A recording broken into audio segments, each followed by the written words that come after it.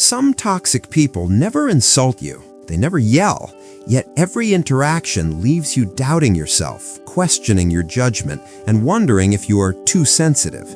That's not accidental, it's a pattern. And today, we're going to uncover exactly how it works so you can see it before it consumes more of your energy, your time, or your confidence. Toxic people aren't always obvious. They might be your friend, your coworker, a family member, or even someone you barely see. The common thread? They manipulate without showing their hand. They drain emotional energy subtly, systematically, and sometimes so quietly that you don't even notice it at first. By the end of this video, you'll recognize the hidden patterns of toxic behavior, understand why they work on you, and have clear strategies to protect yourself and reclaim your mental space. Let's start with the mechanism. Toxic people don't always attack directly. Instead, they create imbalance. They take more than they give. They shift responsibility for their emotions onto you. They keep you uncertain, constantly questioning your instincts. The key is subtlety. It's not about drama or open conflict. It's about control disguised as normal interaction. Think about this. After spending an hour with someone, you feel drained, anxious, or second-guessing yourself. You leave asking, "Did I overreact?" That's the pattern in action. Toxic behavior is rarely obvious. It's layered, nuanced, and designed to keep you off balance without seeming cruel. Why this works? 1. It exploits empathy. You want to understand people, so you give them the benefit of the doubt. 2. It leverages uncertainty. If someone is inconsistent, sometimes kind, sometimes cold, your brain tries to fill the gap to make sense of it. 3. It uses emotional dependency. The more you try to adjust to them, the more power they gain. Now that you understand the pattern, let's break down the moves toxic people use. These are not traits in isolation, they are behavioral strategies. Emotional misdirection. They make their feelings your responsibility. Example, they're upset, and instead of saying, "I'm frustrated," they imply you caused it. "You really made me feel upset by what you said earlier." You immediately feel guilty, even if you did nothing wrong. Why it's powerful? You're trained to apologize, fix, or adjust. They get control without confrontation. Quiet boundary erosion. Boundaries are tested, not smashed. Step 1, they ignore limits once. Step 2, they normalize it. Step 3, they escalate slowly. Example, a coworker repeatedly emails you after hours. The first time, you respond. Next week, they escalate, expecting an immediate answer every time. If you object, they frame you as inflexible or uncooperative. Psychological fog. After interactions, you feel confused rather than angry. You replay conversations, trying to figure out what you did wrong. Example, a friend compliments your outfit but ends with, "Wow, I didn't expect you to pull that off." Subtle insult disguised as praise. You leave thinking, was that a compliment or a jab? Strategic flattery and charm. Many toxic people are charming and charismatic, especially early in relationships. This creates trust, which is later leveraged to manipulate. Example, a family member praises your achievements, then later uses those achievements as a standard to guilt you when you refuse a request. Inconsistent rules. Toxic people rarely give a clear rule book. They change expectations constantly, making it impossible to succeed in their eyes.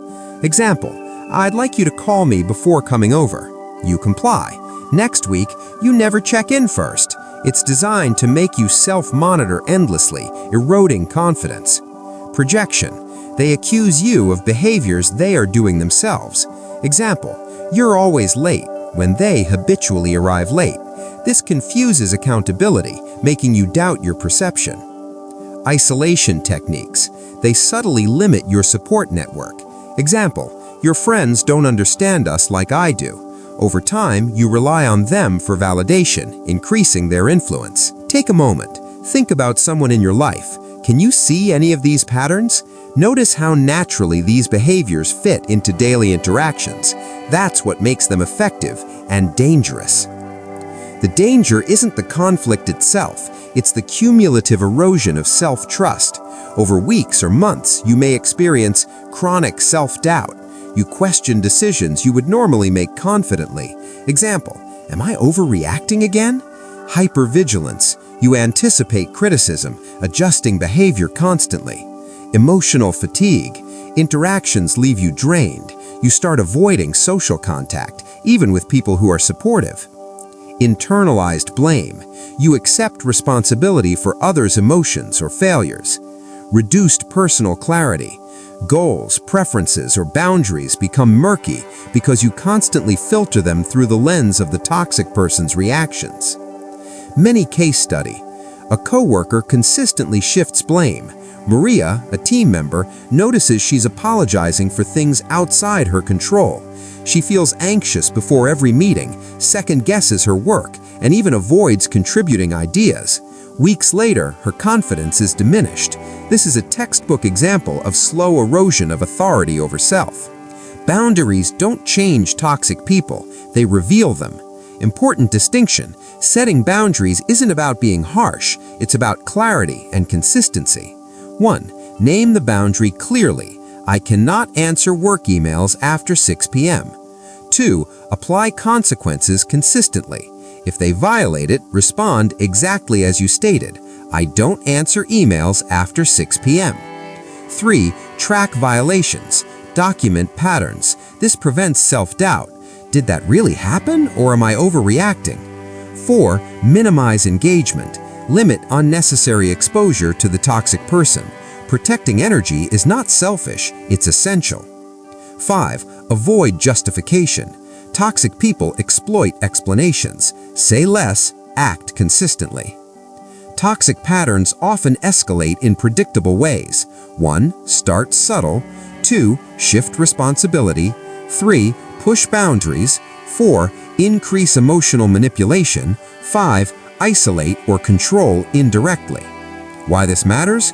Recognizing early-stage toxicity allows prevention, not just reaction. Mini example. John, a friend, starts with passive comments about your habits. Over months, these comments escalate into persistent guilt tripping. By knowing the escalation pattern, you can act early through limits or reduced interaction instead of waiting until emotional energy is drained. Track repeated patterns. Notice when you feel small repeatedly. Note the cause versus effect. Every guilt, self-doubt, or energy drain, trace it to specific interactions. Watch consistency versus inconsistency. Toxic behavior thrives on unpredictability. Evaluate charm versus accountability. Are they apologizing, taking responsibility, or just charming their way past issues? Test boundaries early. Small limits reveal reaction patterns. Being around toxic people can make you doubt yourself. Recovery is about rebuilding clarity. Practice decision journaling. Track why you choose what you choose. Reconnect with supportive social networks. Reflect on past patterns. See the toxic moves, not just the person. Learn internal affirmation. I am allowed to trust my instincts. Let's recap the critical insights. Toxic people follow patterns, not random moods. They manipulate subtly, often through emotional misdirection, boundary erosion, and psychological fog. The damage is cumulative, leading to self-doubt, anxiety, and emotional fatigue. Boundaries don't fix them, but they expose them. Recognizing early-stage toxicity allows prevention, not just reaction. If you understand this pattern, you'll start noticing behaviors before they drain your energy or confidence, and that's how you regain control. Think about someone in your life. Can you spot the patterns we discussed? Share your experiences in the comments. How did you notice, and how did you respond? If you found this helpful, subscribe for more insights on personal growth, emotional intelligence, and spotting subtle manipulation. And hit the bell so you don't miss the next video breaking down psychological patterns and strategies to reclaim your energy.